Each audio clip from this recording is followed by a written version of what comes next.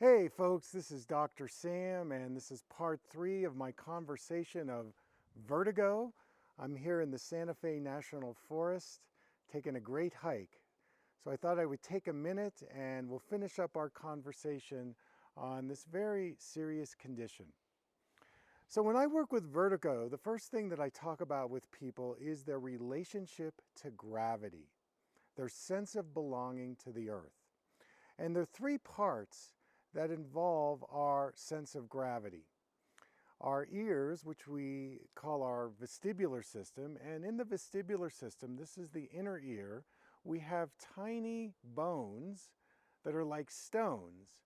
And the vestibular system is our major GPS system in terms of our balance mechanism.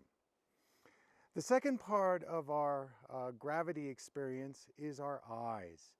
And what's interesting is that for most of us today, we have become over-focalized, which means we're tunneling our vision and we're excluding our peripheral vision.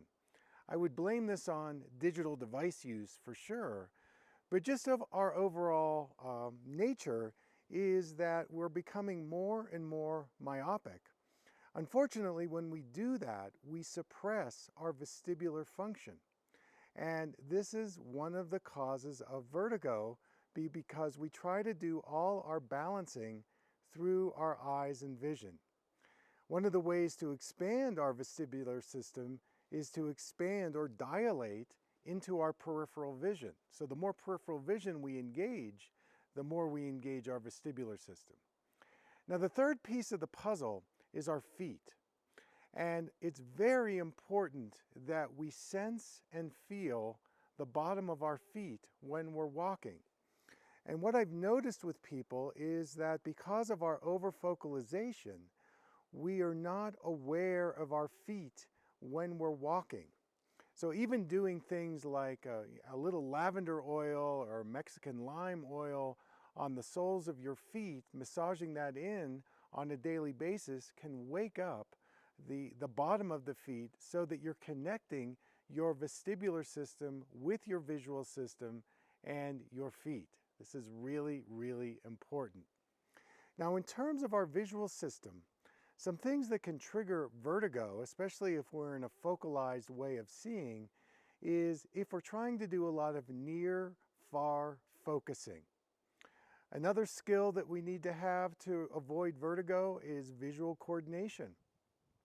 If you've had trauma, for example, a lot of times one of your eyes will start wandering out or wandering in, or you can even have a vertical split in your eyes, which creates double vision. This can lead to a condition called convergence insufficiency. And about 5% of the total population in the United States suffer from convergence insufficiency. It's basically a problem not being able to use both eyes together. Another thing that happens in vertigo, and this again is triggered a lot by our trauma, head trauma especially, would be a midline shift of our vision. So if you think about your eyes in the middle of your face, when you've had some kind of trauma, the middle of your vision can shift to your right or to your left. And if it does so, it creates an imbalance in your GPS system with your eyes being able to steer your body through space. And then finally, something called visual neglect. Now this happens a lot if you've had a stroke or you've lost part of your peripheral vision, your visual field. So it creates an imbalance in the peripheral vision, which is going to throw off your GPS system in your eyes as well. So it's important that you think about these three components, the inner ear, the visual system, and your feet when you're exploring vertigo. And the more you can slow down, dilate your vision, and relax your nervous system, these are beginning ways that you can neutralize some of the vertigo symptoms. Now on my website, I'm going to put up a 90-day eye clarity program specifically for vertigo. This is a program that I've used for many years working at different hospitals. And in doing that, if you start that program, it's going to be very effective at reducing the vertigo symptoms. So that's my message for today. Thank you so much for tuning in, and until next time, take good care.